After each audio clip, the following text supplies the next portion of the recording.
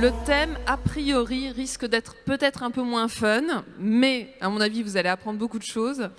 On va commencer d'ailleurs par un TED, donc sur l'entreprise Nouvelle Génération, avec un monsieur qui s'appelle Marc Alévi, que vous connaissez sûrement.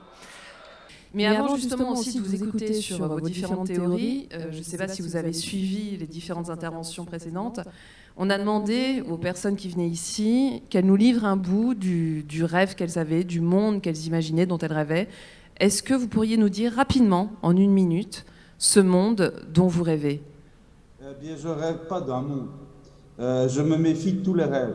Et je me méfie surtout de toutes les idéologies et de tous les fantasmes et de tous les idéalismes. Je pense qu'il faut que nous réapprenions à faire l'amour avec la vie telle qu'elle est. Et la vie, elle est magnifique. Et je pense que ça ne sert à rien de rêver à un autre monde. Il faut au contraire assumer pleinement celui qui est le nôtre et lui faire l'amour tout le temps pour que les choses soient encore plus belles, encore plus chaleureuses, encore plus pleines de possibilités et de projets. Alors, je vous laisse la parole.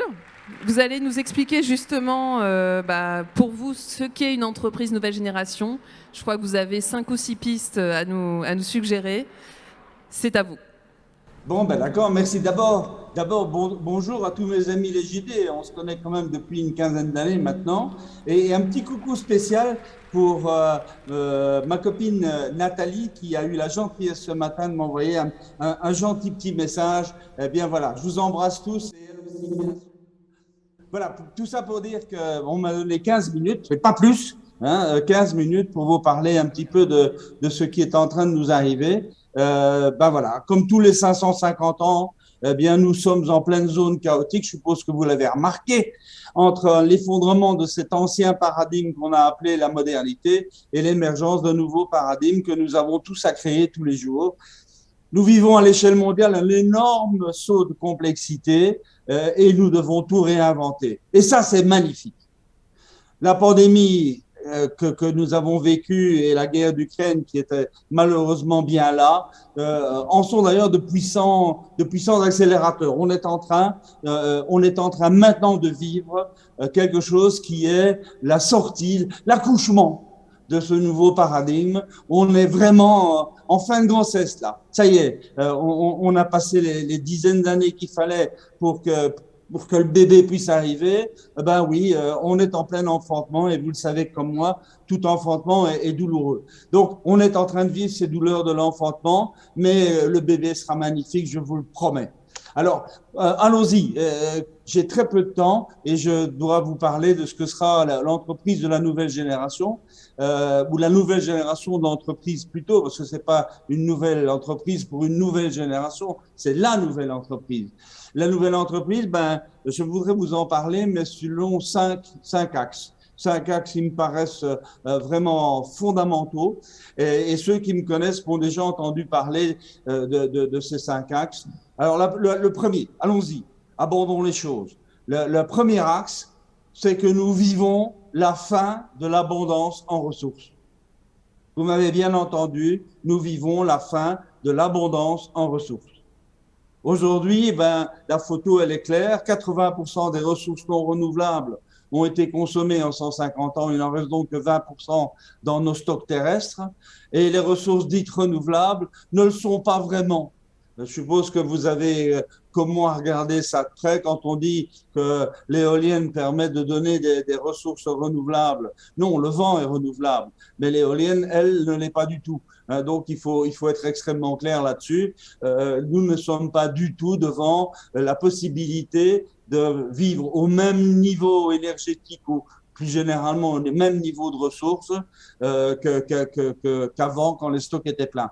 Donc voilà, je crois qu'il faut dire les choses comme elles sont. Aujourd'hui, les ressources dites renouvelables sont les seules dont on pourra compter d'ici 150 ans à peu près, et elles ne couvriront au mieux que 20% des besoins actuels de l'humanité. Donc de deux choses l'une, à nous de choisir tous, ou bien on divise par 5 nos consommations, ou bien on divise par 5 la population mondiale et on retombe sous les 2 milliards qui était d'ailleurs le cas en 1925, il n'y a pas si longtemps que ça. Donc voilà, je pense qu'il faut sortir justement des rêves. On parlait tout à l'heure de la société rêvée ou du monde rêvé. Ben, il ne faut pas rêver. Les ressources, elles ne sont pas renouvelables et qu'il va falloir qu'on fonctionne complètement différemment. Ça veut dire qu'il y a des tas de conséquences derrière ça.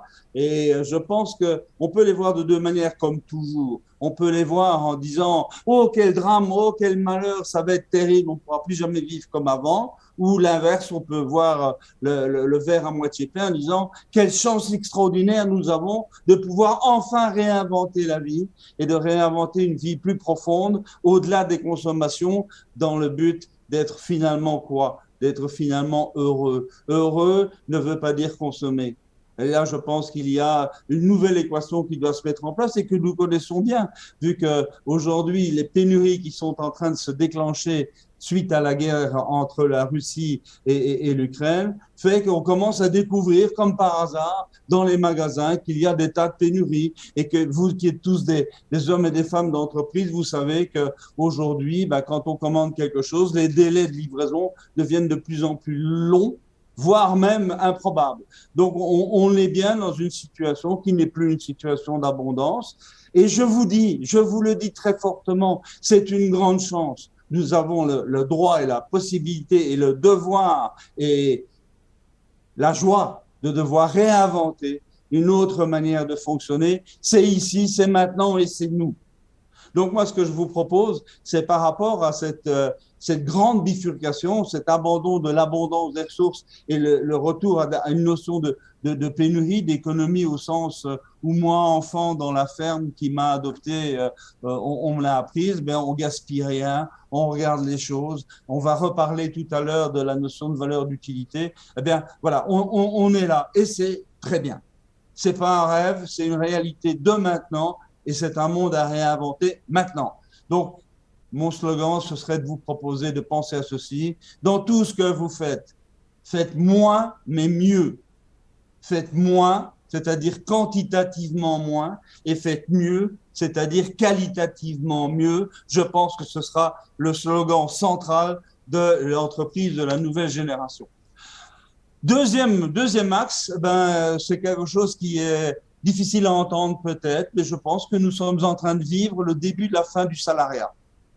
Je pense que nous sommes en train de vivre, parce qu'il y a une révolution numérique que vous connaissez, une toute autre manière de travailler, un tout autre lien entre l'entreprise et ceux qui y collaborent. Alors, vous le savez bien, la pandémie a été un accélérateur radical de cette dématérialisation. La révolution numérique a permis, et c'est en accélération extraordinaire aujourd'hui, a permis une robotisation incroyable, tout un grand nombre d'activités humaines. La visioconférence que je suis en train de faire avec vous est maintenant devenue banale. Ça veut dire quoi cette visioconférence? Vous êtes à Toulouse, moi je suis dans Montmorvan, il y a probablement un bon 1000 kilomètres qui nous séparent, mais c'est comme si on était ensemble. Donc la proximité, elle est là, elle est dématérialisée, c'est vrai, mais elle est là. Elle est là. Nous sommes extrêmement proches par le cœur, mais aussi par la parole, mais aussi par la vision. Je vous vois sourire et je vous embrasse. Voilà. Donc, visioconférence. Et la troisième dimension que j'aimerais effleurer un peu, c'est la notion de télétravail. Vous le savez comme moi, la pandémie a rendu le télétravail quasiment indispensable. Et ce télétravail est en train de se développer, de s'amplifier et de manière irréversible pour une bonne part d'entre nos contemporains. Et ce télétravail implique une réflexion juridique de fond, c'est-à-dire que ce télétravail est globalement incompatible avec le contrat d'emploi salarié tel qu'on l'a pratiqué depuis un siècle. Ce contrat d'emploi a été une victoire extraordinaire, il est aujourd'hui obsolète. Pourquoi? Parce que dès le moment où on parle de travail à distance, l'obligation de lieu, l'obligation d'horaire et le lien de subordination changent radicalement. On n'est plus du tout dans les fondamentaux du contrat d'emploi et en plus de ça, vient s'ajouter quelque chose que nous vivons tous et les jeunes générations le font encore beaucoup plus que les autres, c'est un nouveau nomadisme. nomadisme professionnel, nomadisme du travail, nomadisme des métiers. Il y a clairement là quelque chose qui est en train de changer. Alors, soyons clairs, 80% du travail dit matériel, donc sur un poste de travail avec de la matière, un flux de matière devant les yeux, 80% de ce travail matériel sera robotisé. Il est en train de se robotiser à toute vitesse, parce que je vous rappelle un truc tout simple, c'est qu'un robot, il n'est pas sensible au virus. 80% du travail immatériel, en revanche, sera délocalisé. Qu'est-ce que j'ai besoin, moi, de faire 40 km de voiture pour aller dans un bureau au centre d'une grande ville pour finalement travailler pendant 8 heures sur le même PC que celui que j'ai à la maison? Il n'y a aucune raison de le faire, sauf la rencontre et l'échange avec les autres. Et ça, on sait que ça doit être maintenu au moins pour 20% du temps. Et puis, ben voilà, ça veut dire quoi la conclusion de tout ça? Ça veut dire que nous sommes en train d'assister à un déplacement radical du centre de gravité des activités humaines. Ce qui était, au début du XXe siècle, le centre de gravité du travail humain, c'était l'usine, c'était le poste de travail. Là, maintenant, ça va être un robot qui va faire ça. Qu'est-ce qu'on va faire demain? Ben, demain, on va utiliser les choses que nous avons en nous et qui sont infiniment plus précieuses. C'est notre intelligence, notre sensibilité, notre capacité à communiquer, notre capacité à partager des émotions, des intuitions, des idées. Et ça, c'est ce qui sera le centre de gravité de demain pour l'activité humaine. Laissons les robots faire ce qui est matériel. Nous pouvons donc nous consacrer à autre chose qui est infiniment plus passionnant. Alors, continuons. Troisième axe. Troisième axe, ben ça c'est presque banal de le lire maintenant, c'est que c'est la fin des organisations pyramidales. Hein, la pyramide hiérarchique, elle ne fonctionne plus. Pour des raisons qu'on connaît bien et qui sont mathématiquement complètement démontrables d'ailleurs, hein, c'est que la pyramide hiérarchique a un nombre de liens et de relations beaucoup trop faibles par rapport à la complexité réelle du monde. Donc forcément, ça ne peut plus fonctionner. Hein, il suffit de regarder comment fonctionnent les administrations publiques pour comprendre que la pyramide hiérarchique ne fonctionne plus. Donc on est bien là devant un changement radical de modèle organisationnel. Alors, je voudrais vous donner quelques exemples. D'abord, au niveau géopolitique, parce que là, évidemment, c'est l'actualité. Regardez bien la carte du monde.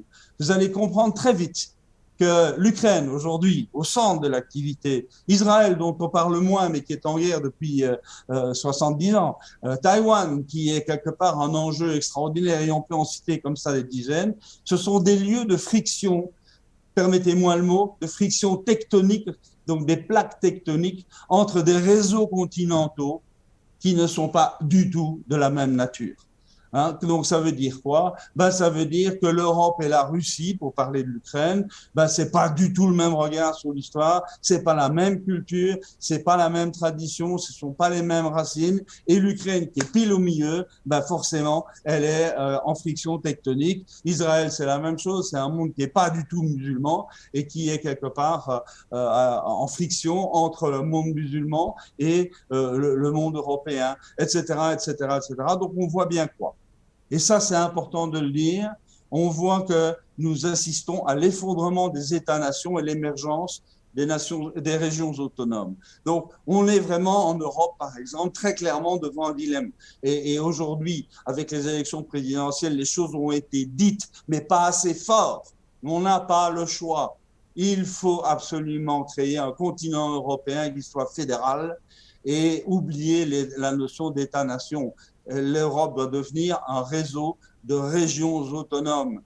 Ce qui ne veut pas dire du tout qu'il faille renoncer à l'histoire française, à la langue française, à la culture française. Oh que non, au contraire, au contraire. Mais économiquement parlant, technologiquement parlant, il faut absolument qu'il y ait une fédéralisation et militairement parlant aussi, on en parle quand même beaucoup. Ça, c'est pour le niveau géopolitique. Au niveau économique maintenant, comme le salariat, on l'a vu là tout de suite, va probablement devenir extrêmement marginal, eh bien l'entreprise de demain, ce sera un réseau. C'est déjà un réseau. Et vous autres qui êtes tous des JD, vous le savez bien, vous vivez en réseau tout le temps. La preuve, j'ai là la photo d'un magnifique réseau qui se réunit à Toulouse. Eh bien, oui, vous travaillez en réseau, mais un réseau qui va devoir s'appliquer à l'entreprise en disant que l'entreprise, c'est un réseau d'associés, c'est un réseau de partenaires et c'est plus tellement un groupe de salariés. C'est une autre manière de fonctionner. Et les réseaux se dématérialisent de plus en plus. Regardez comment vous fonctionnez tous les jours. Les réseaux sont dématérialisés en termes de communication. On communique de plus en plus, c'est ce que nous faisons ensemble là maintenant, on communique de plus en plus en visioconférence. On a des réseaux dématérialisés en termes de commercialisation. Et il y a de plus en plus de plateformes de tous ordres. Hein, bon, il y a des plateformes monstrueuses du genre Amazon, mais il y en a plein d'autres qui fonctionnent de manière différente et qu'il faut que nous réinventions. Nous avons des réseaux d'intervention. Il est très clair que de plus en plus, se déplacer pour aller résoudre un problème est une aberration et il vaut beaucoup mieux fonctionner autrement. Donc tout ça pour dire qu'au niveau économique, les réseaux aussi sont en train de s'implanter. Donc au niveau géopolitique, réseaux continentaux, au niveau économique, des réseaux d'associés et de partenaires. Et alors, au niveau maintenant de l'entreprise, hein, qu'est-ce que c'est que travailler en réseau? Qu'est-ce que c'est qu'une entreprise en réseau? Moi, j'aime beaucoup une petite définition qui, je pense, pourra vous plaire. C'est que au sein de l'entreprise, un réseau, c'est quoi? C'est un ensemble de petites entités. C'est petit. On ne peut pas gérer immédiatement, de manière personnelle, plus de 30 à 40 personnes. Des entités qui sont autonomes. Autonome ne veut pas dire indépendante. Autonome, ça veut dire qu'elles résolvent le problème du comment, mais elles s'inscrivent dans quelque chose de plus grand, qui est le pourquoi. Et le pourquoi, c'est quoi? Ces entités sont fédérées par un projet commun. La notion de projet commun devient centrale, devient extraordinairement importante. On en reparlera aussi tout à l'heure. Et ces entités sont en interaction permanente. Donc, ça bouge tout le temps, ça échange tout le temps, ça fonctionne de manière extrêmement bourdonnante, de manière extrêmement active. Et il y a une espèce de vitalité là qui est fabuleuse. Et en plus, et ça c'est une notion qui pour moi est fondamentale, c'est toutes ces entités au sein de l'entreprise qui travaillent de manière autonome. Ces entités sont construites, sont pensées, sont conçues sur la notion de complémentarité. Donc, il faut arrêter de parler d'égalité, il faut arrêter de parler de supériorité et d'infériorité. Je pense que le mot-clé, c'est complémentarité. C'est quand on est complémentaire qu'ensemble, on parvient à créer de la valeur. Troisième notion, troisième axe, et vous voyez que la connexion est évidente, je pense que nous sommes en train de vivre la fin de l'économie de masse et de l'économie de prix bas. Alors, regardons les marchés. Qu'est-ce qu'on est en train de voir? Et encore une fois, la pandémie, d'une part, et la guerre d'Ukraine, d'autre part, plus des tas d'autres événements que vous connaissez aussi bien que moi, nous amènent à passer de l'abondance à la frugalité. Quand on voit tous les jours aux 20 heures des photos de grands magasins dont des rayons entiers sont vides, on se dit, ah oui, ça y est, il y a quelque chose qui se passe là. On n'est plus dans l'abondance, il n'y a plus de blé, il n'y a plus de bois, il n'y a plus de composants électroniques, etc., etc. J'en passe des meilleurs. Hein. Regardez votre carnet de fournisseurs, ben, ils sont tous avec des délais épouvantables. Donc, on n'est plus dans l'abondance, on est dans la frugalité. On est en train de passer d'une logique de prix à une logique de valeur. Ah, ça c'est intéressant. On a été obsédé pendant le XXe siècle à avoir les prix les plus bas possibles. Là maintenant, on est en train de dire ah non non non. Moi, ce que je voudrais, c'est avoir la plus grande valeur possible dans ce que j'acquiers ou dans ce que j'utilise. Donc la valeur d'utilité. Eh ben, nous y voilà. Une valeur d'utilité, c'est poser la question est-ce que ça m'est nécessaire? Si ça m'est vraiment nécessaire, je suis prêt à payer le prix. La valeur d'usage. La valeur d'usage, c'est est-ce que c'est durable? Si c'est vraiment durable, c'est le contraire de l'obsolescence programmée. Si c'est vraiment durable, eh bien, je veux bien mettre le prix. Et la valeur d'utilisabilité. La valeur d'utilisabilité, c'est la praticité des choses. Si c'est pratique, je suis prêt à mettre le prix. Parce que vraiment, si c'est pratique, c'est directement utilisable et ça se passe bien. Ça veut encore dire au niveau des marchés qu'il y a une pression aujourd'hui de passer de la quantité à la qualité. Ce sont des mots qu'il faut bien penser aujourd'hui. Nous sommes en train de passer du quantitatif au qualitatif. Qu'est-ce que ça veut dire au niveau des entreprises? Au niveau des entreprises, et là, il y a des mots-clés qui sortent, qui sont intéressants. C'est passer de la productivité à la virtuosité. La productivité, c'était quoi? C'est produire un maximum avec un minimum de ressources au moindre coût. La virtuosité, c'est quoi? C'est produire des choses qui sont absolument utiles, qui sont absolument de grande valeur et pour lesquelles il faut mettre le meilleur de ce que l'on a. Et ça veut dire quoi? Un virtuose, c'est quoi? C'est quelqu'un qui parvient à faire des choses que personne d'autre ne peut faire à sa place. Et quand on est le seul au monde à pouvoir faire quelque chose, le prix ne se discute plus. Et quand le prix ne se discute plus, eh bien, ça veut dire qu'on devient maître de ses marges. Donc, ça veut dire qu'on est bien en train de passer d'une économie du chiffre d'affaires à une économie de la marge produite. Et c'est ça la virtuosité. On ne discute pas le prix avec un virtuose. Et enfin, au niveau des managers, la notion de valeur, elle est également un passage fabuleux. C'est de passer du pouvoir hiérarchique à la puissance téléologique. Pardon du mot un peu technique, téléologique, ça veut dire de la puissance de la finalité que l'on se donne, la force du projet. C'est de dire qu'un manager, c'est plus quelqu'un qui donne des ordres. Un manager, c'est quelqu'un qui organise la coalescence de tous de ses collaborateurs de manière à construire ensemble une cathédrale. Alors, je vous fais grâce de la vieille histoire que tout le monde connaît avec les tailleurs de pierre au XIVe siècle. Hein. Et toi, qu'est-ce que tu fais? Je gagne ma vie. Et toi, qu'est-ce que tu fais? Ah ben moi, je fais mon métier. Et le troisième, on lui dit, et toi, qu'est-ce que tu fais? Ah bien, moi, je construis une cathédrale. Eh bien, on est là. Ça veut dire la puissance et logique, c'est de dire, on est en train de construire une cathédrale. Même dans une TME de 20 personnes, on est en train de construire une cathédrale. Et c'est beau. Et c'est extraordinaire. Et ça demande beaucoup de virtuosité. Ça demande beaucoup de travail. Donc, autrement dit, le manager d'aujourd'hui est en train de passer, permettez les mots, c'est un clin d'œil, hein, mais est en train de passer du management d'hier, qui était une espèce de monarchie directive, au management de demain, qui est de la virtuosité interactive. Et puis j'en arrive à mon cinquième axe. Mon cinquième axe, c'est quoi? C'est la fin du financiarisme. Alors ne me faites pas dire ce que je n'ai pas dit, et ne me prenez pas pour un crypto-marxiste, ce que je ne suis absolument pas, mais alors là, pas du tout. Je suis simplement en train de vous dire qu'aujourd'hui, la question plus que jamais se pose. L'entreprise, pourquoi faire? C'est quoi la finalité de l'entreprise? C'est quoi l'intention directrice d'une entreprise qui se développe? Ça sert à quoi une entreprise? Et alors souvent, on répondait à cette question jusqu'il y a quelques années en disant, mais enfin, allez-y, vous savez bien, la finalité de l'entreprise, c'est faire du profit. Mais non, c'est pas le profit. D'abord, du profit, pourquoi faire? Bien sûr, pour rémunérer les ressources, qu'elles soient financières, qu'elles soient humaines, qu'elles soient commerciales, qu'elles soient celles des fournisseurs. Bien sûr, il faut rémunérer les ressources. Donc, il faut du profit. Il faut du profit aussi pour investir et construire demain. Mais de nouveau, rémunérer les ressources, pourquoi faire? Investir, pourquoi faire? L'avenir, pourquoi faire? C'est pas la dictature du fric pour le fric. Ça, c'est le financiarisme. Moi, je pense qu'il faut réfléchir en d'autres termes. Et l'argent est absolument nécessaire dans l'entreprise, mais l'argent, c'est le carburant de l'entreprise. Et jusqu'à preuve du contraire, c'est pas le carburant du véhicule qui définit la destination du véhicule. Ce sont deux choses différentes. Pour aller quelque part, il faut du carburant, donc du profit, bien sûr, mais c'est pas le profit qui est la destination. Alors, c'est quoi?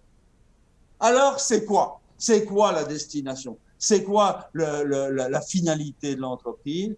Eh bien, c'est la question la plus essentielle à se poser pour affronter l'entreprise de la nouvelle génération. Une entreprise qui va devoir donner du sens à tout ce qu'elle fait. Donner du sens. Et le mot sens en français est un mot extraordinaire parce qu'il peut dire direction, il veut dire signification et il veut dire sensibilité. Eh bien, il faut répondre à ces trois questions. C'est quoi la direction? C'est quoi la signification? Et c'est quoi la sensibilité? L'entreprise est au service d'un projet. Oui, absolument, mais quel projet? C'est quoi le projet de l'entreprise? Faire du profit? Recaler. C'est du carburant, ça. C'est pas de la destination. L'entreprise au service de quel projet? Et un projet au service de quoi? Et au service de qui? Et c'est là où ceux qui me connaissent savent que c'est un mot que j'aime beaucoup, c'est que devant cette question que la notion de spiritualité, non pas au sens religieux du terme, loin de moi, mais la notion de spiritualité devient importante. C'est donner du sens. Qu'est-ce qui donne du sens? Les jeunes générations aujourd'hui, les générations montantes, demandent du sens, clairement. Elles ne font quelque chose, elles ne feront quelque chose, elles n'accepteront un job, elles ne se feront recruter dans un job que si ce job donne du sens à la vie, donne du sens à leur temps de présence, à leur énergie. Et donc, il est indispensable de réfléchir à cette question. Qu'est-ce qui donne du sens? L'entreprise doit avoir un projet, un beau projet, un projet noble, j'aime ce mot, de la noblesse au sens latin du terme, ce qui est vraiment au-delà de la médiocrité. Il faut vraiment redonner du sens. Et j'aime beaucoup, par exemple, le mouvement aujourd'hui de la RSE, qu'on appelle, à mon avis à tort, la responsabilité sociale et écologique de l'entreprise. Non, il faut changer les mots. Il faut garder le même sigle, mais changer les mots. C'est la responsabilité sociétale, et pas seulement sociale, et écosystémique, et pas seulement écologique de l'entreprise. L'entreprise est quelque chose qui est un foyer d'activité extraordinaire qui doit être au service de quoi? Au service de la vie avec un grand V, au service de l'esprit avec un grand E. Et là, je pense que nous sommes au fond de la question qui est posée par notre époque. Il faut donc que nous ayons tout ça en tête. Il faut que nous soyons frugaux, il faut que nous soyons capables de dématérialisation et d'autonomie, il faut que nous soyons capables de rentrer dans une économie de la valeur d'utilité, il faut que nous soyons capables de construire quelque chose qui donne du sens au monde. Et je vous appelle à juste regarder ce qui est en train de s'arriver dans le monde. Notre monde, qui est la fin de la modernité, n'a plus de sens. À nous d'en reconstruire un. C'est nous, ici et maintenant. Elle est pas belle, la vie? Marc Halévy. Merci Marc, merci beaucoup.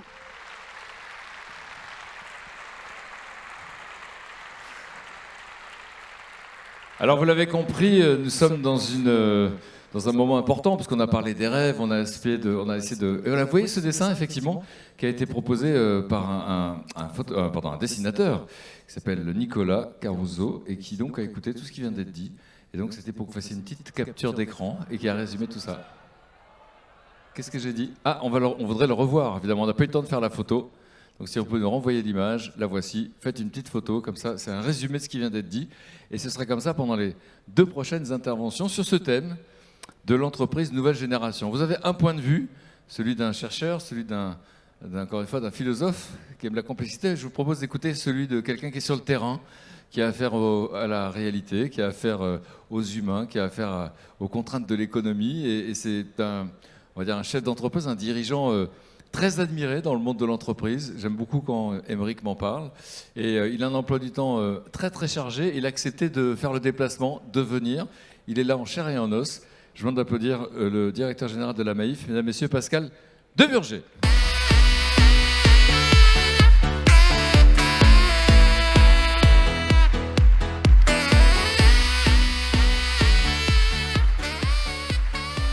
Bonjour Pascal.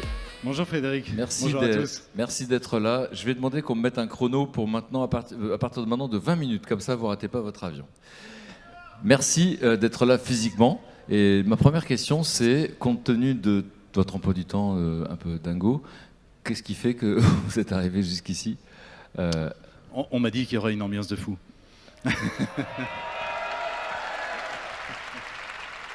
Et franchement, je suis pas déçu. Non, moi, j'adore témoigner. Il y a 2-3 choses dont je suis convaincu. Je suis convaincu par expérience. Et franchement, ces 2-3 choses-là sont suffisamment belles, en tout cas je le crois, pour que juste j'ai envie de les partager. Donc quand j'ai l'occasion de le faire devant autant de monde et en plus des dirigeants, alors j'hésite pas. Alors je vais chercher votre livre que j'avais évidemment là, parce que vous allez résumer en quelques minutes ce que vous avez peut-être eu envie de nous raconter. dans ce livre, l'entreprise du 21e siècle sera politique ou ne sera pas, préfacé par Nicolas Hulot. Justement, avant de plonger dans votre enfance, vous savez que c'est un peu le jeu ici, juste pour qu'on comprenne un peu ce que vous aimez transmettre et pourquoi vous êtes là. Pourquoi je suis là, je vous l'ai dit. Hein, non, justement, la raison pour laquelle vous aimez transmettre, c'est quoi que vous aimez transmettre en quelques mots? Après, on va rentrer dans le détail, mais juste pour qu'on ait tout ça à l'esprit. Moi, ce que j'aime transmettre, c'est ce que, j'allais dire, ce que j'ai découvert, ou plus exactement, ce que j'ai redécouvert extrêmement tard. Il n'y a pas si longtemps que ça, il y a peut-être, je sais pas, 8-10 ans. Et donc, j'avais déjà 45 ans.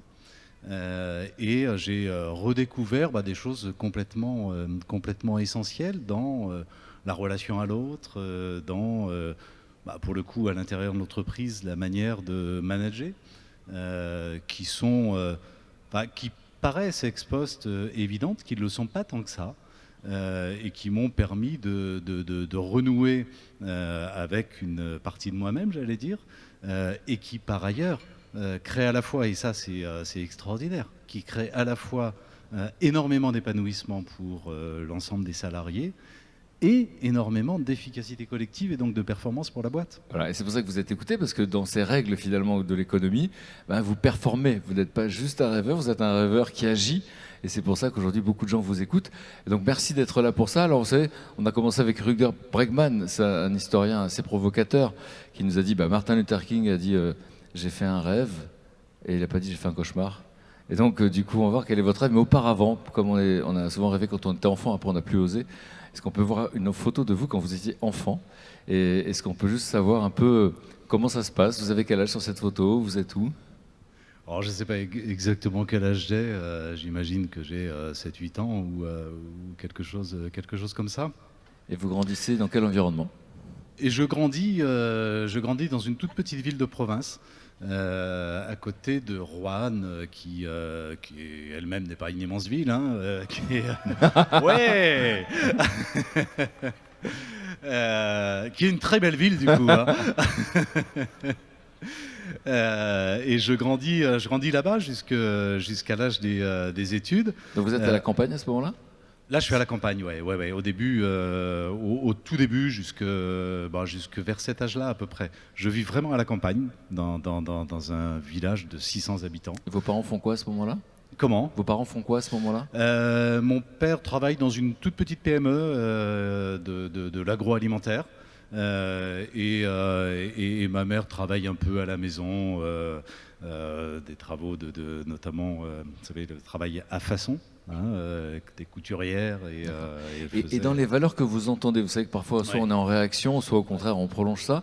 Qu'est-ce que, de cette enfance, de cet environnement, de vos géniteurs, comme on dit en Italie, on ne dit pas les parents, on dit genitori, de ces géniteurs, qu'est-ce qu'ils vous ont transmis? Qu'est-ce qu'on va retrouver dans votre vie d'adulte aujourd'hui, celui qu'on écoute?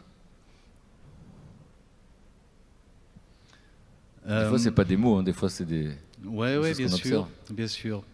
Moi, je pense qu'une des choses qui m'a le plus profondément, que j'ai de plus profondément ancré de ce temps-là, simplement l'observation, effectivement, du comportement de mes parents, c'est leur faculté extraordinaire à considérer les autres de manière totalement comment dirais-je, identiques, quel que soit leur job, leur situation, quel que soit le critère d'ailleurs qu'on retient.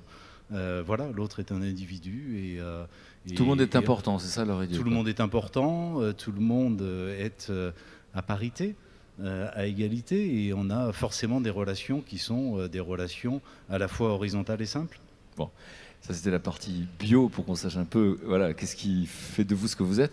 Et avant de parler de comment vous, aujourd'hui, vous faites ça dans la vie quotidienne, juste ce petit rêve dont parlait Martin Luther King, si en improvisation totale, et vous en parlez beaucoup des rêves, j'avais besoin peut-être de vous lire la 4e de couve pour vous dire comment c'est quand même bien fait. Emmerich, Julien, Valentine, tous les gens qui ont préparé ça, c'est quand même incroyable qu'il arrive à ce moment-là. On a commencé avec Rutger qui nous dit on rêve pas assez. Et on est en train de terminer avec quelqu'un qui est Pascal Demurger, directeur général de la Maïf, donc une entreprise assez performante qui est très jalousée de ses concurrents et qui nous dit « Ce livre n'a qu'une seule ambition, celle d'inviter le lecteur à se projeter dans un monde aux antipodes du nôtre et qui pourtant est déjà en train d'éclore. Un monde auquel les entreprises, assumant leurs responsabilités politiques, contribueraient positivement au-delà de leur seul apport économique. Ce n'est pas un monde idéalisé, une utopie inaccessible. Je le sais car j'ai la chance de diriger une entreprise qui en fait partie. » Donc on est en plein dans le sujet. Donc là, c'est pour l'entreprise, mais juste pour le monde, comme ça. Si vous disiez, comme Martin Luther King, je rêve dans le monde où? On a entendu Guillaume tout à l'heure le faire, c'était très émouvant. Vous, qu'est-ce que vous diriez? Et on accepte dans cette partie, dans cette minute-là, une part de naïveté. Ce ne sera peut-être pas pour nous, ce sera peut-être pour plusieurs générations, mais vous êtes en train de tout faire pour qu'il advienne. Donc, vous rêvez d'un monde ou quoi? Je rêve d'un monde... j'imagine le rêve que j'avais là sur ce manège, sur la photo qu'on a vue tout à l'heure, c'est-à-dire un monde dans lequel, pardon, le terme est sûrement un peu vieilli, mais un monde de fraternité. Un monde dans lequel les relations interpersonnelles ont plus de force, plus de puissance, plus d'intérêt aussi. Un monde dans lequel, tout simplement, ça compte. L'autre compte. La relation à l'autre compte. Merci, parce que c'est intime de raconter son rêve. Donc merci beaucoup de le partager. Et alors, ce qui est intéressant, c'est qu'évidemment, ça pourrait être des mots creux, mais vous le prouvez dans les faits. Encore une fois, ce sont des gens qui sont dirigeants, qui sont dans la réalité, qui font avec les contraintes. Vous faites avec les mêmes contraintes. Qu'est-ce que ça veut dire dans votre manière d'entreprendre? Et on va voir comment ça a changé. Il y a eu un déclic, mais la vie d'avant, si j'ose dire. C'est-à-dire que vous avez un parcours assez brillant, mais assez classique. C'est comme ça que vous le voyez. Donc, l'ENA, c'est ça? Ouais, alors classique, pas complètement. Je vous l'ai dit, j'ai grandi dans une petite ville de province et j'étais à 2 doigts de mal tourner. À la limite, ne le répétez pas trop, mais à la limite de la petite délinquance à la fin de l'adolescence et en tout cas en échec scolaire total. Donc, comme Thierry Marx. Comment? Comme Thierry Marx nous l'a raconté tout à l'heure. Ah, c'est possible, mais j'ai moins bien tourné. Non, mais c'est incroyable. Mais je ne sais pas du tout faire la cuisine. Non, mais c'est magnifique, c'est ça que je veux dire. C'est que, évidemment, rien n'est joué d'avance. C'est le titre d'un livre que Patrick, qui est dans la salle, va nous raconter tout à l'heure. Mais c'est ce que vous racontez, c'est magnifique. Ouais, rien n'est joué d'avance. Alors après, c'est un petit peu plus compliqué quand même. Il faut sortir les rames. Il faut bosser. Après, il faut bosser. C'est ça. Mais donc ça n'a pas du tout été linéaire. En revanche, j'ai le sentiment d'avoir vécu une immense parenthèse d'une vingtaine d'années. Précisément, l'ENA, puis Bercy, le ministère des Finances, etc. Et même au début à la Maïf, où j'avais rompu avec le gamin qu'on voit sur le manège, ou l'adolescent un peu compliqué que j'avais été, parce que tout simplement, le microcosme dans lequel on évolue, le système dans lequel on évolue, nous finit par nous formater, finit par nous, comment dirais-je, presque imposer un mode de pensée, des réflexes, un mode de fonctionnement, des valeurs, des références qui finissent par assécher, et on oublie tout ça. Et c'est magnifique de le dire, c'est très authentique. Et qu'est-ce qui va faire qu'il va y avoir une sorte de transformation? Alors, je ne sais pas si c'est un déclic, c'est progressif. Est-ce que les enfants sont dans l'histoire? Ouais, alors c'est à la fois évidemment très, très progressif, et en même temps, il y a des déclics. Moi, il y a peut-être deux déclics qui ont été extrêmement importants. Il y a bien sûr les enfants, forcément. Enfin, moi, j'ai trois enfants qui aujourd'hui sont grands. Ma fille est née à 25 ans, le plus jeune en a 17. Et donc, ça fait quand même pas mal d'années qu'on a des échanges. Et forcément, la manière dont ils voient tout ça, moi, m'a complètement fait pivoter. Enfin, quand je me suis rendu compte que, il n'en avait absolument rien à faire de ce que je faisais, de mon boulot, de la taille de ma boîte, ces trucs-là qui, dans le monde des grands, comptent.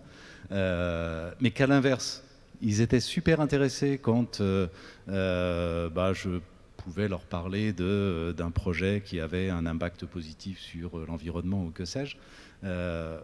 forcément, on comprend progressivement que le monde auquel, en tant que chef d'entreprise, auquel on est en train de contribuer, et pas du tout celui dans lequel ils ont envie d'évoluer eux. Peut-être que je me trompe et qu'il y a une projection de ma part. J'ai la sensation, quand vous le dites, parce qu'il y a une part d'universalité dans ce que vous dites, c'est comme si une partie de notre vie, on a envie que nos parents soient fiers de nous, et puis là, on a envie que nos enfants soient fiers de nous. Ah bah évidemment. Parce qu'en Bien fait, sûr. quand vous racontez ça, c'est que d'un seul coup, vous voyez que ces projets qui les intéressent, c'est ceux, effectivement, sur les traces qu'on va laisser, sur l'impact qu'on a. Il y a à la fois le sujet de la fierté, et puis on a envie aussi de construire un monde dans lequel ils se sentent bien. Enfin, on a une responsabilité à l'égard des générations qui nous suivent qui est évidente. Et puis le deuxième déclic, alors ça peut paraître extrêmement banal, moi ça m'a transformé. Un jour, une consultante avec laquelle je bossais sur les sujets justement de management. Moi j'ai commencé, quand j'ai commencé à diriger la Maïf, ça fait 13 ans maintenant, j'étais un dirigeant hyper tradi, et fonctionnant comme, comme un patron classique, j'allais dire. Et puis j'ai rencontré cette fille et qui un jour m'a dit un truc tout bête, ça paraît être une évidence. Sauf que j'en avais absolument pas conscience. Elle m'a dit, est-ce que tu te rends compte, Pascal, en tant que dirigeant, mais c'est vrai pour n'importe quel manager, l'impact que tu as sur tout simplement la manière dont les gens se sentent. Est-ce qu'ils sont bien? Est-ce qu'ils se sentent mal? Est-ce qu'ils sont épanouis dans leur boulot? Ou est-ce qu'ils souffrent dans leur boulot? Et au-delà de leur boulot, évidemment, ça rétroagit sur leur vie privée. C'est tout bête, sauf que quand vous avez ça dans la tête, que vous vous dites, oui, au fait, de la manière dont je vais me comporter va juste dépendre la manière dont vont se sentir soit les gens qui bossent dans mon équipe, soit à grande échelle les gens qui bossent dans mon entreprise. Une fois que vous avez ça, vous ne pouvez plus fuir vos responsabilités. Enfin, forcément, il faut en faire quelque chose. C'est exactement comme la question écologique. Tant qu'on n'avait pas conscience, nous les boomers, tant qu'on n'avait pas conscience de l'impact écologique que l'on avait par nos activités, ok. Mais à partir du moment où on a la conscience, forcément le dossier remonte au-dessus de la pile. On peut plus faire semblant, on ne peut pas faire comme si. Là, c'est exactement la même chose. Et ça a été un vrai déclic dans la transformation du management de mon entreprise. Merci encore sincèrement, parce que vous nous racontez ça de manière très très authentique. Vous êtes habitué à raconter ce que vous faites et pas forcément ce que vous avez vécu de l'intérieur. Et comme on a un chrono qu'on surveille ensemble pour le train, pour l'avion, pardon, on sait que dans 6 minutes, il sera E30. Je n'ai pas la montre, mais je crois que c'est ça. Ouais, donc on sait qu'on a encore 10 minutes, mais il ne faut pas que vous ratiez votre avion, parce que vous êtes attendu ce soir à Paris. C'est important aussi. Et donc du coup, on va prendre ce temps juste pour que ceux qui sont là puissent appliquer ce que vous faites. Et donc, plus que des conseils, c'est ce que vous avez expérimenté. Et donc finalement, toute cette prise de conscience, concrètement, ça s'est traduit comment dans cette boîte? C'est une longue histoire quand même. C'est pour ça, en 10 minutes. En 10 minutes. 10 ans en 10 minutes, c'est chouette. Donc 1 minute par année. Voilà. Première étape, parce que ça, c'est vraiment pour moi le fondement de tout et le plus important dans une entreprise, ça a été effectivement le changement, la révolution, j'allais dire managériale. Le changement dans la manière d'appréhender tout simplement les relations dans l'entreprise, que ce soit les relations verticales, managériales, que ce soit les relations horizontales entre l'ensemble des salariés entre eux. Et avec l'idée, au fond, les gens me regardaient avec des yeux ronds au début, quand je leur disais, et en particulier les managers, je leur disais, au fond, désormais, considérez que votre seul objectif, c'est l'épanouissement de vos collaborateurs. Oubliez les objectifs de productivité, d'efficacité opérationnelle, tous les KPI habituels. Concentrez-vous sur un objectif, l'épanouissement de vos collaborateurs. Et qu'est-ce qui se passe quand on fait ça? C'est extrêmement intéressant ce qui se passe. Ce qui se passe, c'est que évidemment, dans une boîte qui, en plus, a une espèce de sens de... voilà, on applique ce qui est dit, ils le mettent en œuvre. Et comment on obtient l'épanouissement de ses collaborateurs? Pour moi, on obtient par 3 ingrédients. Le sens, Lévi en a parlé, hein, si le sens n'est pas, n'est pas suffisamment puissant pour motiver, hein, pour donner envie à tout le monde, alors c'est quand même compliqué d'avancer. Donc c'est à la fois le sens que l'on donne à l'entreprise elle-même et puis qu'on essaye de décliner à l'individu. C'est ensuite la question de la confiance dans les modalités de travail. C'est radicalement différent selon, je sais pas, chez moi par exemple, hein, on est une boîte d'assurance, on a des gestionnaires de sinistres. Vous déclarez un accident de voiture, un dégât des eaux ou que sais-je, vous tombez sur un gestionnaire de sinistre. Selon que vous dites au gestionnaire de sinistre, toi tu es là pour, dans ce cas-là, il y a une déclaration d'un accident de voiture, voilà ce que tu vas faire. Un process hyper précis, voire même un script qui est détaillé, et on lui dit, de toute façon, c'est pas compliqué, c'est au maximum 7 minutes 33 pour prendre une déclaration de sinistre, et ensuite tu passes à autre chose. Si à l'inverse, vous lui dites, c'est toi qui es le mieux à même de juger, parce que tu as l'assuré en face de toi ou au téléphone, et c'est toi qui sens si il est dans une situation émotionnelle qui nécessite de passer un peu plus de temps, qui nécessite de lui consacrer plus de temps. Et c'est toi qui sais. Si tu passes 7 minutes, c'est bien. Si tu passes une demi-heure, c'est que c'est nécessaire. Si tu passes 1 heure, c'est que c'était indispensable. C'est toi qui es juge de ça. Et puis, dans la manière dont il va traiter le sinistre de l'assuré en question, c'est aussi à lui de sentir les choses. Est-ce que la situation mérite, justifie qu'éventuellement on s'écarte un peu des garanties contractuelles, qu'on oublie les sujets des pièces justificatives, qu'on accorde sa confiance ou pas. Dans les 2 cas, je ne fais pas du tout le même job. Dans le premier cas, j'applique un processus bêtement et de manière totalement mécanique. Dans le deuxième cas, je trouve en moi-même, des solutions à un problème qui se pose. Et le rapport à mon boulot, à l'entreprise, la considération que je ressens de l'entreprise pour mon job et la considération que j'ai moi-même pour ce travail n'est plus du tout la même. Et qu'est-ce qui se passe quand on a créé ces conditions ? Effectivement, l'épanouissement des salariés s'améliore de manière radicale. Mais en parallèle, ce qui s'améliore de manière extraordinaire, c'est la performance de la boîte, c'est la dynamique collective. Parce que quelqu'un de motivé bosse infiniment mieux que quelqu'un qui est simplement sous contrainte. Quelqu'un qui est fier de son entreprise en devient le meilleur ambassadeur. Et la relation client devient incroyablement forte. Donc c'est en plus hyper efficace. Et ce qui est magnifique, c'est qu'évidemment, il s'agit des collaborateurs. Et puis, finalement, pour vous, ce ne sont pas des clients, ce sont des sociétaires. Et ça, c'est pas rien dans la terminologie. C'est-à-dire qu'en fait, cette idée de confiance, c'est en permanence, c'est partout. En fait, c'est comme si c'était le maître mot, j'ai l'impression. Ouais, c'est exactement ça.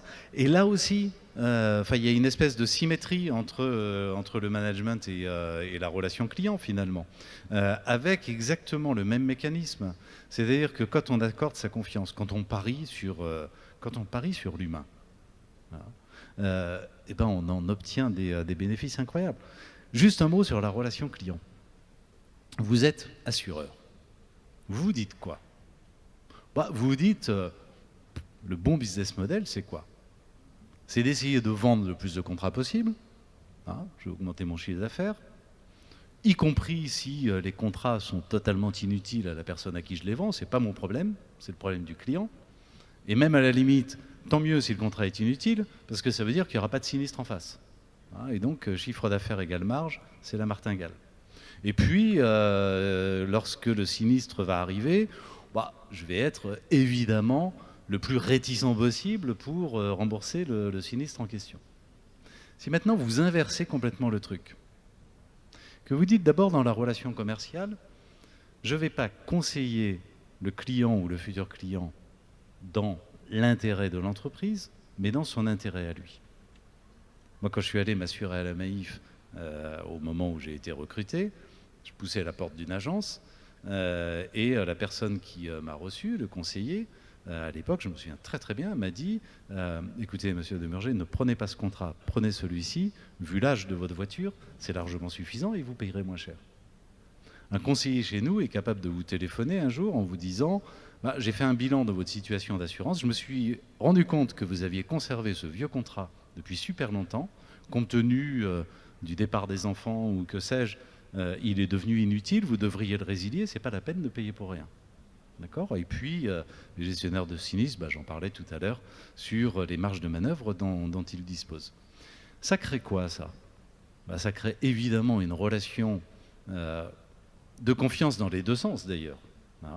Ça crée un conseil bien meilleur pour le client, mais ça crée aussi une satisfaction infiniment supérieure et donc une fidélité infiniment supérieure.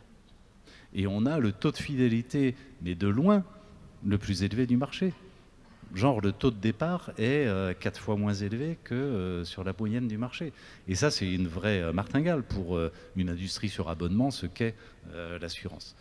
Donc je crois que d'une manière générale, quand on inverse sa manière de voir, quand on ne recherche pas directement l'objectif de performance, mais qu'on se pose un peu plus profondément la question au fond, qu'est-ce que je peux faire de bien finalement, on en récolte toujours systématiquement les fruits. Et juste une question, la Maïf, c'est pas juste pour les profs ?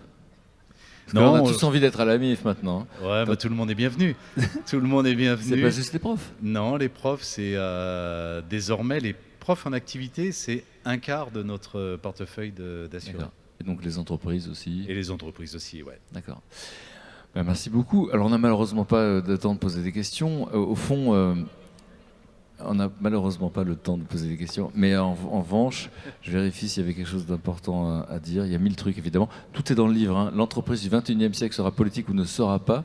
Je vous invite à le lire. Je peux vous dire qu'il y a beaucoup de choses. Et donc au-delà des discours, ce que je trouve incroyable dans votre histoire, c'est qu'il y a, ça pourrait être des mots. Vous savez qu'il y a beaucoup de mots galvaudés maintenant. Il y a beaucoup de gens qui font du greenwashing, etc.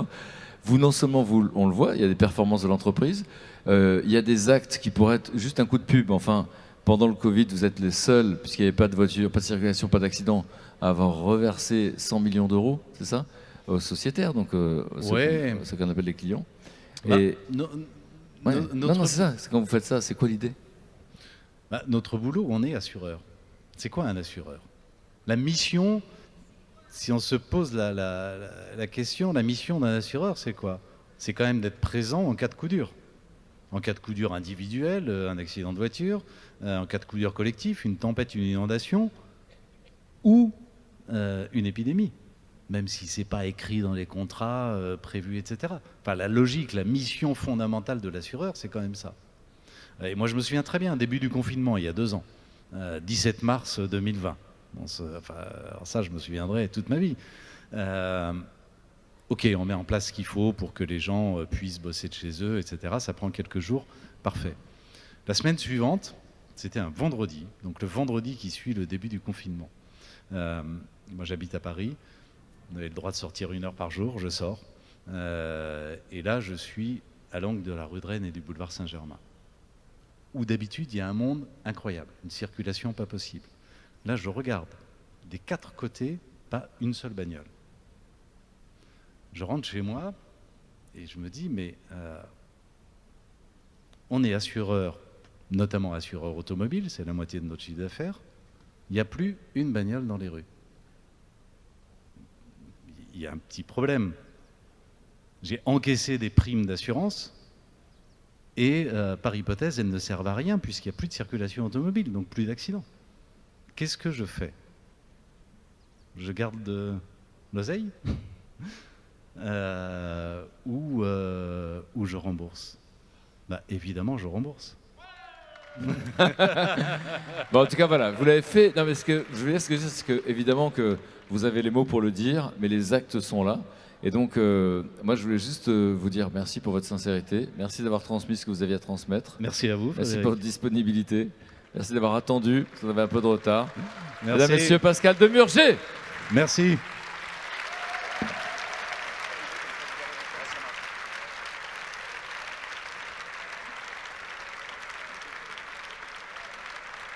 Pascal Demurger, l'entreprise de demain. Et là, je vais proposer à quelqu'un de venir, juste après Pascal, c'est un autre point de vue. D'accord ? C'est quelqu'un qui est très jeune et qui vient de nous expliquer finalement ce que c'est l'entreprise de demain, mais pas tellement comment on transforme l'entreprise, c'est l'entreprise faite par... On va nous expliquer, d'accord ?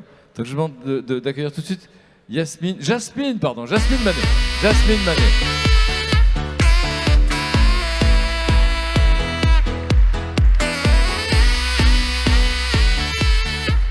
Jasmine, on s'attend à tout avec vous. On peut dire quel âge vous avez ? 25 ans. 25 ans, on a eu Camille ce matin, donc on vous applaudit pour votre âge. Bon, il faut pas. On a tous eu 25 ans, je ne sais pas si on avait la même énergie que vous, si on avait autant envie de changer le monde. Et en tout cas, vous allez me parler du monde de l'entreprise. Pour qu'on comprenne en fait pourquoi vous êtes là, vous avez fait des hautes études commerciales, HEC. Oui, ça arrive. Vous avez été diplômé pendant le Covid. Oui, Ça vous a donné des envies, des idées. complètement. Et après, Pascal Demurger, racontez pourquoi votre point de vue, c'est quelque chose d'important pour vous de transmettre. Après, on verra, on va rentrer dans le détail de votre enfance qui était il n'y a pas longtemps. Mais juste Ouais, pour je qu'on comprenne comprends. ce que vous avez à transmettre. Moi, si j'ai une chose que j'ai envie de partager avec vous, c'est déjà vous parler de moi, de ma génération, des jeunes. Et il faut les aimer en fait profondément, puisque c'est le levier par lequel vous allez vous transformer. Et quand on parle d'entreprise nouvelle génération, je pense que c'est pour et par la nouvelle génération. J'étais pas d'accord avec Marc tout à l'heure. Donc moi, s'il y a une chose que j'ai envie de vous transmettre, c'est ayez le courage en fait de vos convictions, ayez le courage de renoncer. Malheureusement, ça va être pour vous un peu la ligne directrice, le fil rouge en tant que dirigeant sur les prochaines années. Donc moi, j'ai un peu envie de vous parler des jeunes parce qu'ils ont des choses à vous apprendre, à vous apporter, mais aussi en tant que dirigeant, en fait, à planter cette graine et puis vous mettre en action tout de suite pour agir et sûrement renoncer. Ok, pour comprendre pourquoi à cet âge-là on se retrouve devant tous ces gens, on peut l'applaudir Merci. déjà pour ça. Elle a des choses à transmettre et c'est important d'écouter. On va essayer de comprendre. On regarde la petite fille. Cette photo, c'est où ? Vous grandissez dans quel milieu ? Alors, cette photo, bon, je dois avoir 6-7 ans. Moi, j'ai grandi à Paris. J'ai suivi des rails, en fait, parce que j'ai toujours eu envie de faire plaisir. Donc, faire plaisir à mes parents. Donc, j'ai beaucoup travaillé à l'école. Et puis, j'ai suivi mes petits rails qui avaient tout fait pour que j'ai le choix. C'était un peu la bannière de mes parents. C'était le leitmotiv. Il faut que j'ai le choix parce qu'ils ne l'ont pas eu, eux. Eux faisaient quoi dans la vie ? Donc ma grand-mère a grandi dans le nord de l'Angleterre, dans un petit village au milieu de nulle part, et puis a monté les échelons jusqu'à un grand groupe. Et mon père, lui, a grandi fils de veto à Beauvais, s'il y a des Beauvaisiens. Et donc, ils ont tout fait en sorte pour que moi j'ai le choix. Donc ce qu'ils vous ont transmis, c'est ça, c'est il faut que tu aies le choix. C'était leur obsession. Voilà. Bon, du coup, j'ai suivi mes rails, et c'est comme ça qu'avec beaucoup de travail, sûrement un peu de chance, j'ai fini à HEC. Et en fait, j'ai toujours senti qu'il y avait cette dissonance, et cette photo, j'ai eu du mal à la trouver parce qu'on regardait avec mes parents et puis en fait, j'ai l'air triste sur toutes les photos, très préoccupée comme enfant. Et je pense que c'est ça, je voulais toujours faire pour les autres. Et aujourd'hui, comme je sais que tu vas me poser la question de qu'est-ce que j'ai envie de lui dire à cette petite fille, en fait, j'ai envie de lui dire de plus s'écouter, de pas faire forcément pour les autres, ce que j'ai compris en grandissant. Donc en fait, j'aurais envie de lui dire écoute-toi, fais ce qui te semble juste, et puis fais pas forcément pour l'autre, vraiment assume, et le courage de tes convictions, encore une fois. Donc en fait, cette petite fille qui sourit, c'était peut-être pas toujours moi. Donc voilà. Merci pour ça. Merci, c'est une part d'intimité. Et donc, avant de parler de choses concrètes du monde de l'entreprise, à la manière de Martin Luther King, si tu avais 30 secondes, 1 minute pour me dire « Je rêve d'un monde où », parce qu'après on va voir comment tu fais pour qu'il advienne, je te laisse parler à cette caméra ou au public, tu dirais quoi ? Déjà, merci de m'écouter. Moi, je rêve d'un monde déjà pour vous, dirigeants, pour moi, dirigeante aussi aujourd'hui. Pour vous, dirigeants, je rêve d'un monde où vous êtes à la tête d'entreprises qui répondent aux enjeux de notre siècle, d'un monde où vous avez le choix, le courage de porter, parce qu'en fait, vous pouvez amorcer un changement inouï, et je pense que ça se joue déjà par le dirigeant, par la gouvernance aussi, par l'intergénérationnel, mais j'ai envie d'un monde où vous regardez les jeunes, vous les écoutez, vous les aimez, puisque c'est déjà ça, se transformer. Et puis pour moi, j'ai envie d'un monde où j'ai pas peur de l'avenir, d'un monde où les jeunes sont pas en proie à la détresse qui les caractérise aujourd'hui. Donc on parle plus trop des conséquences de la pandémie, mais une détresse psychologique inouïe. Si vous regardez les taux de suicide aujourd'hui, c'est quand même atterrant. Un monde où il y a détresse scolaire aussi, où il y a un gros décrochage scolaire, et peut-être que vous le ressentez déjà, ces trous dans le CV, ces trous dans l'apprentissage, et une détresse financière, puisque là je vous parle dans mon privilège peut-être, mais c'est pas le cas de tout le monde. Donc je rêve d'un monde où déjà on aura réparé les conséquences du monde d'hier, les conséquences de la pandémie, mais aussi qu'on se sera préparé pour la suite et on aura mené des transformations courageuses. Et en fait, j'ai pas envie de rêver, j'ai envie d'agir. J'ai envie que mon rêve se réalise. Un rêve, c'est une direction pour Martin Luther King. Bien sûr, mais on n'a pas tant de temps que ça. Oui, mais alors c'est important parce que j'ai entendu Marc Alévi le dire, j'ai pas pu le dire. Vous auriez dit à Martin Luther King, on n'a pas le temps de rêver. Non, il faut rêver, évidemment. Donc ce que je veux dire, c'est que c'est une boussole et c'est important de savoir qui nous parle. Parce qu'on peut faire plein de mots, mais c'est important de voir si cette personne a la même envie que nous, en fait, tout simplement. Donc avant qu'on t'écoute, moi je crois qu'on a envie du même monde que toi. On peut applaudir. Oui, c'est clair, hein, bien sûr. On peut applaudir Jasmine. Et alors maintenant, le rêve, c'est une boussole, c'est une direction. Maintenant, de manière très concrète, qu'est-ce que tu fais dans ta vie? Comment tu t'y prends pour que ce rêve advienne? Alors, je fais beaucoup de choses. Moi, donc, j'ai diplômé de mon école en 2020, où ma dernière année a été coupée court par le confinement. Donc tout s'est arrêté. Et puis, en fait, juste avant, je me posais beaucoup de questions sur la suite, sur le début de ma vie active, sur ce travail. Et à HEC, on nous dit tout le temps, encore une fois, et vous avez le choix, vous faites ce que vous voulez, l'infini des possibles, etc. Et moi, je ne me reconnaissais pas du tout dans les parcours proposés. Donc ça m'angoissait un petit peu. Et la solution que j'ai trouvée, c'est juste en parler. Donc j'ai pris, je le faisais déjà avec mes proches, autour de moi, et en fait je me suis dit peut-être que en rencontrant des gens, j'aurais plus de réponses à cette question.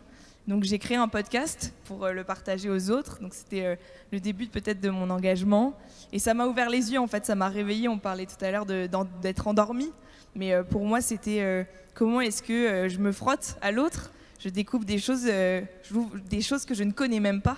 Parce que j'avais des œillères sans doute par mon parcours, par plein de biais dont je peux pas, qu'on a tous. Donc j'ai créé ce podcast qui s'appelle Vocation, si vous voulez aller voir, qui existe encore et qui répond à la question de ce début de vie active pour guider des jeunes, pour se projeter dans des métiers, dans des possibles qu'ils ne connaissent pas, et puis avoir le courage peut-être de s'écouter. Et en fait, au fil de l'année, moi, ça m'a porté. Et puis, en attendant de trouver un job, c'était un peu mon truc. Et en fait, j'ai décidé que j'avais envie de le créer, ce job. Donc, j'ai été indépendante, j'ai fait du freelance, etc. Puis, j'ai fait une rencontre décisive avec Emmanuel Duès, peut-être que vous connaissez pour certains d'entre vous. Et on a monté ensemble une association qui s'appelle Youth Forever. Youth Forever. Youth Forever. En fait, l'objectif, c'était de se dire... moi, je crois fondamentalement en l'entreprise comme un territoire d'impact, comme un territoire... votre travail au quotidien, il est utile. Il peut l'être, en tout cas. Et donc, comment est-ce qu'on utilise le biais de la jeunesse, la voix de la jeunesse, pour en faire un territoire où il se passe des choses et qui adresse les enjeux d'aujourd'hui? Du coup, on s'est serré la main en fin d'année dernière. On a créé une association qui, aujourd'hui, travaille avec l'entreprise, avec les dirigeants, avec les jeunes, pour recréer un nouveau pacte en fait entre la jeunesse et l'entreprise. Déjà, comme je vous disais, pour réparer les conséquences de la crise, pour recruter, pour former, pour donner confiance, mais surtout pour préparer à la suite et non plus transmettre, mais permettre une relève qui n'attend que ça, mais qui n'est pas prête. Donc en tandem avec vous tous pour créer le monde de demain. Et alors du coup, on peut applaudir pour tout ça, déjà tout ça. Et c'est pas tout d'ailleurs. Alors, continue. Non, et puis après, je garde du temps pour bon, ça me tient vraiment à cœur, mais je pense qu'il faut aussi savoir se ménager en tant que dirigeant, savoir couper. Mais en fait, moi, un autre sujet qui me tient particulièrement à cœur, c'est la lutte contre le cancer. Et donc, je travaille avec une entreprise, je produis des podcasts pour eux, pour donner la voix à des patients, des ex-patients, sur leur maladie et qu'ils aient en fait... une capacité de transmettre, parce que c'est des moments super difficiles quand on est malade, et donc d'avoir ces témoignages, c'est quelque chose que j'avais envie aussi de donner au monde, donc une autre chose que je fais. Je crois qu'on a envie de t'applaudir pour ça aussi. L'idée au fond, comme Camille, tu es un visage de la jeunesse. tous des enfants, j'ai un fils de 25 ans, etc. Et au fond, en tant que porte-parole, puisque tu as un micro et qu'il y a beaucoup de gens qui t'écoutent, c'est quoi que tu veux que ceux qui sont là retiennent en partant? Qu'est-ce que tu as envie de leur dire de ton expérience d'aujourd'hui? En fait, ça m'a surpris quand vous m'avez demandé. Bah déjà, je pensais être avec Pascal Desmurger Oui, et mais Marc c'est pour des Alévi, sortes de c'est pas timing, le tu cas. l'as compris. Je suis qu'avec T'as toi. compris, hein? Oui. En fait, du coup, je me suis posé la question, c'est quoi l'entreprise nouvelle génération? Qu'est-ce que j'ai d'intéressant à raconter là-dessus? Et du coup, le dirigeant nouvelle génération, puisque je m'adresse à que des dirigeants. Et en fait, je pense que le dirigeant que vous êtes, que vous serez, que vous êtes en train de devenir, peut-être aussi grâce à des moments comme celui-ci, le dirigeant ou la dirigeante d'ailleurs, c'est un peu 3 critères et que j'ai envie que vous y réfléchissiez et voir si ça vous ressemble, si vous êtes d'accord. C'est d'une part d'être courageux, d'avoir du courage, comme je l'ai dit, le courage de vos valeurs, de vos convictions, du renoncement, parce que c'est non pas que des transformations digitales, etc., qui sont à l'œuvre, mais il va falloir prendre des décisions sur vos business models, sur vos modèles sociaux, qui vont être radicales. Donc c'est difficile, j'en suis consciente, donc il faut avoir le courage de le faire. Ensuite, je pense qu'il y a, ça recoupe beaucoup avec ce qui a été dit aujourd'hui, mais vous allez aussi avoir besoin de fantaisie dans un monde incertain, un monde en guerre. C'est savoir imaginer l'impossible, le possible, savoir non pas prévoir, mais bien vous entourer, parce qu'il faut être avec meilleur que soi, je pense. Mais en fait, avoir la fantaisie de penser le futur. Et puis finalement, on l'a déjà beaucoup dit aujourd'hui, mais il faut de la joie. On est dans un monde super anxiogène, qu'il le sera d'autant plus, je pense, en grandissant. Donc en fait, à vous aussi de distiller ces bulles de joie, de distiller cette envie de se mettre en action. Et donc c'est un peu ça que j'ai envie de partager avec vous, donc du courage, de la fantaisie et de la joie pour mener des actions courageuses et puis nécessaires pour vos enfants, pour moi aujourd'hui et puis pour vous tous en fait. Merci.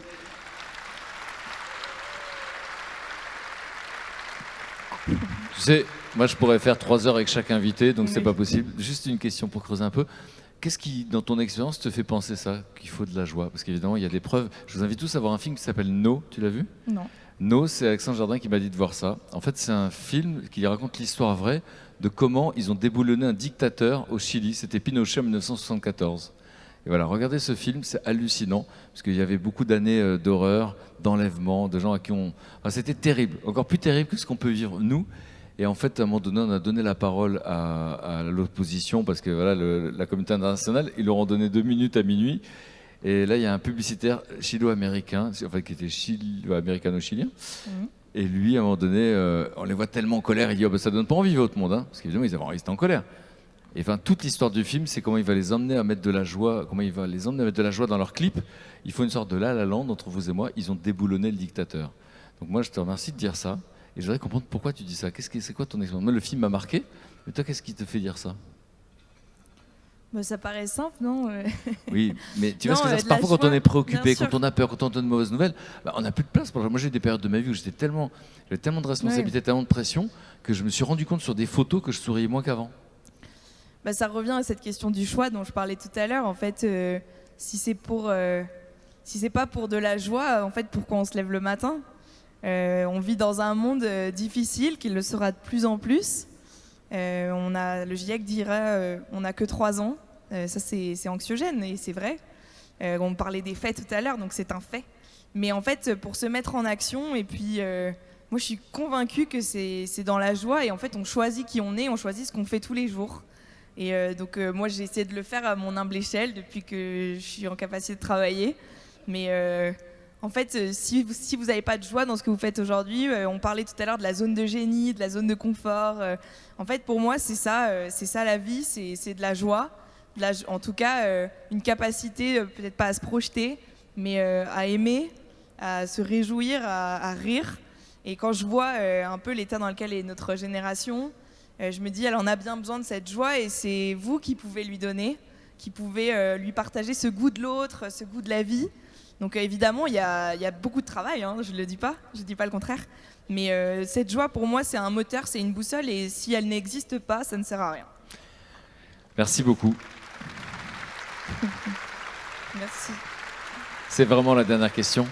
J'ai du temps, moi. Évidemment, il y a beaucoup d'envie, il y a beaucoup d'intention et il y a beaucoup encore une fois, voilà, comment expliquer? C'est parce que parfois je suis gêné quand on dit faites ceci ou faites cela. Au fond, si tu es convaincu de cela, c'est parce que tu sais que ça fonctionne. Tu sais. Et donc, donne-moi un exemple, juste d'un truc que tu as vécu, une phrase, un truc qui te fait dire ah, je crois qu'il faut y aller, faut aller dans ce sens-là. Parce que tu as observé, je sais pas, on a parlé des regards des gens qui écoutent des messages, on a parlé, je meuble pour que tu penses, hein, pendant ça. Donc tu vois ce que je veux dire, c'est quelque chose qui fait que d'un coup c'est pas des discours dans le vide en fait.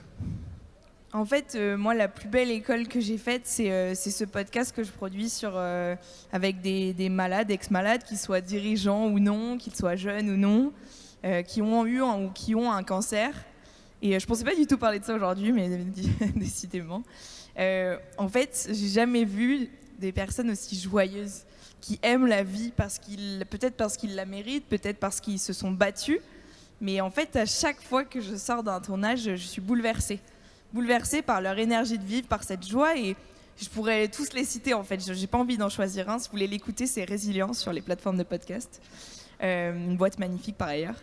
Et en fait, c'est en parlant avec eux qui vivent de manière individuelle des choses très difficiles, très douloureuses, très anxiogènes aussi. Et pourtant, j'ai jamais ressenti une telle énergie de vie. Donc c'est ça que, en fait, quand moi je me retrouve à me dire oh, je travaille trop, je suis triste, qu'on voit le monde, etc. Je me dis en fait c'est moi qui ai la clé, c'est moi qui me réveille le matin, c'est moi qui agis. Donc juste que que j'ai l'impact que j'ai envie d'avoir, que j'ai l'outil que je veux avoir, et qu'on se connecte entre nous parce que c'est pas individuellement. Donc c'est ça l'anecdote que j'aurais envie de partager, mais en fait c'est ça le moteur, c'est ça qui est important. Donc la chance que vous avez d'être dans des collectifs comme celui-ci qui démultiplient l'impact, et je veux juste rajouter quelque chose parce qu'on n'en a pas parlé, et comme c'est ta dernière question, j'en profite.